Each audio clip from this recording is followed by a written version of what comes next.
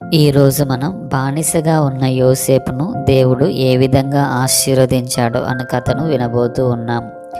యోసేపు తాను చేయని నేరానికి చెరసాల్లో వేయబడ్డాడు. చెరసాల్లో కూడా యోసేపు దేవునికి విధేయత చూపించాడు. చెరసాల అధిపతి యోసేపు యొక్క నమ్మకత్వమును చూసి ఆ చెరసాల పని అంతటిని యోసేపు చేతికి అప్పగించాడు. దేవుడు యోసేపుకు తోడుగా ఉన్నాడు కనుక ఆ చెరసాల అందరికీ ఒక మంచి స్థలంగా మారింది. రాజు ఎడల తప్పు చేసినందుకు రాజుగారి పానదాయకుడు మరియు వంటవాడు చెరసాల్లో వేయబడ్డారు.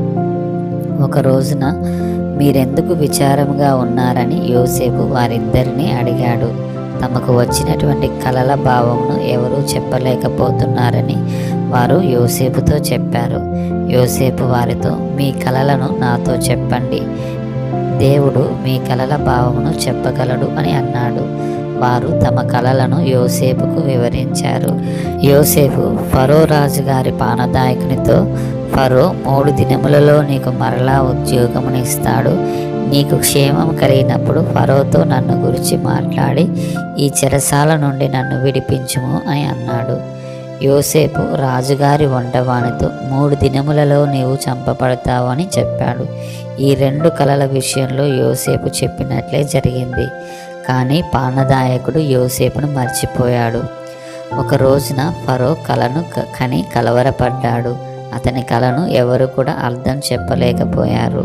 అప్పుడు పానదాయకుడు చెరసాల్లో ఉన్న యోసేపును జ్ఞాపకం చేసుకుని రాజుగారికి యోసేపు గురించి చెప్పాడు. రాజు వెంటనే యోసేపును పిలిపించాడు. యోసేపు ఫరోతో, దేవుడు తాను చేయబోవున్నది మీకు కల ద్వారా తెలియజేసెను. మొదటి 7 సంవత్సరములు సమృద్ధిగా పండును, తర్వాత 7 సంవత్సరములు భయంకరమైనటువంటి కరువు సంభవించును అని రాజు యొక్క కలభావమును చెప్పాడు. రాబో 7 సంవత్సరాల ధాన్యమును విస్తారముగా నిల్వ చేయము, లేని ఎడల ప్రజలు కరువుతో చనిపోతారని యోసేపు ఫరోకు సలహా ఇచ్చాడు. ఫరో యోసేపుతో, ఆ పని చేయుటకు నీవు మాత్రమే సమర్థుడవు, ఐగుప్తు దేశమంతటిపై నిన్ను అధిపతిగా నియమించుచున్నాను అని అన్నాడు. 7 సంవత్సరములు పంట విస్తారముగా పండింది. ఆ తర్వాత భయంకరమైనటువంటి 7 సంవత్సరముల కరువు కాలం ప్రారంభమైంది. ఐగుప్తులో తప్ప అన్ని చోట్ల కరువు ఎక్కువగా ఉంది. యోసేపు తెలివిగా ధాన్యాన్ని ఐగుప్తు దేశమందంతటా విస్తారంగా నిల్వ చేశాడు. కానానులో కరువు ఎక్కువగా ఉన్నందున యాకోబు కుటుంబమునకు ధాన్యము లేకపోయింది.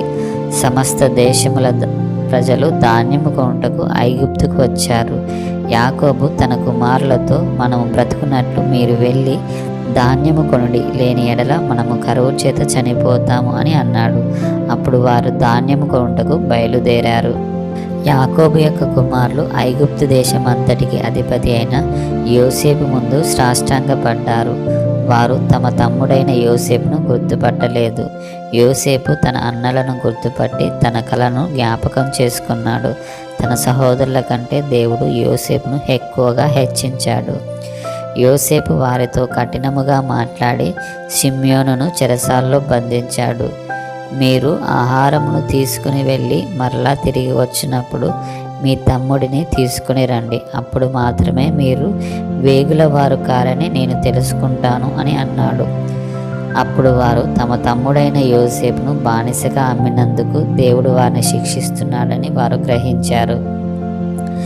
తమ తమ ధాన్యపు సంచుల్లో డబ్బులు ఉండడం వారు గమనించి యాకోబు కుమారులు ఎంతో కలత చెందారు. బెన్యామీను మీతో ఉంటేనే కానీ మీరు మరలా నా వద్దకు రాకూడదని ఐగుప్తు దేశపు అధిపతి తమతో చెప్పిన విషయాన్ని వారు తమ తండ్రి అయిన యాకోబుతో చెప్పారు. కానీ తన చిన్న కుమారుడైన బెన్యామీను వారితో పంపుటకు యాకోబు అంగీకరించలేదు. వారు తెచ్చిన ధాన్యము అయిపోయిన తర్వాత బెన్యామీనుతో కలిసి ధాన్యము కొనుటకు ఐగుప్తునకు వెళ్ళిరి. యోసేపు తన తమ్ముడైన బెన్యామీను చూసినప్పుడు గొప్ప విందు చేయించాడు. ఆ విందుకు తన సహోదరులను కూడా ఆహ్వానించాడు. యోసేపు తన సహోదరులతో, మీ తండ్రి ఇంకనూ బ్రతికి ఉన్నాడా అని అడిగాడు. బహుశా యోసేపు తన కుటుంబం అంతటిని కూడా ఒక చోట కూర్చాలనుకొని ఉండవచ్చు. తాము చేసిన తప్పుల విషయమై తన సహోదరులు పశ్చాత్తాపడాలని యోసేపు తన మనసులో అనుకుని ఉంటాడు. విందు ముగించిన తర్వాత మీరు నా దగ్గర దొంగతనం చేశారు, అందుకు శిక్షగా మీ చిన్న తమ్ముడు బెన్యామీన్ను బానిసగా బంధిస్తాను. బెన్యామీనుకు బదులుగా నన్ను శిక్షించండి అని యూదా కన్నీటితో వేడుకున్నాడు. తనను బానిసగా అమ్మాలని తన సహోదరులకు సూచించిన యూదాలోని నిజమైన పశ్చాత్తాపాన్ని యోసేపు చూశాడు. ఇక యోసేపు తన్ను తాను ఏమాత్రం నియంత్రించుకోలేక అక్కడ ఉన్న ఐగుప్తీయులందరినీ వెళ్ళమని ఆదేశించాడు. యోసేపు పెద్దగా ఏడ్చి, ఐగుప్తులోనికి బానిసగా అమ్మివేసిన మీ సహోదరుడైన యోసేపును నేనే అని వారితో అన్నాడు. దీనికి వారు కలవరంతో భయపడి ఏమీ చెప్పలేకపోయారు. యోసేపు తన సహోదరులతో, కరువు కాలంలో మిమ్మల్ని అద్భుతంగా కాపాడుటకు దేవుడే నన్ను ఐగుప్తునకు ప్రభుగా నియమించాడు. మీరు వెళ్ళి నా తండ్రిని తీసుకుని రండి, నేనే మిమ్మల్ని పోషిస్తాను అని అన్నాడు. యాకోబు, యోసేపులు ఐగుప్తులో తిరిగి కలుసుకున్నారు.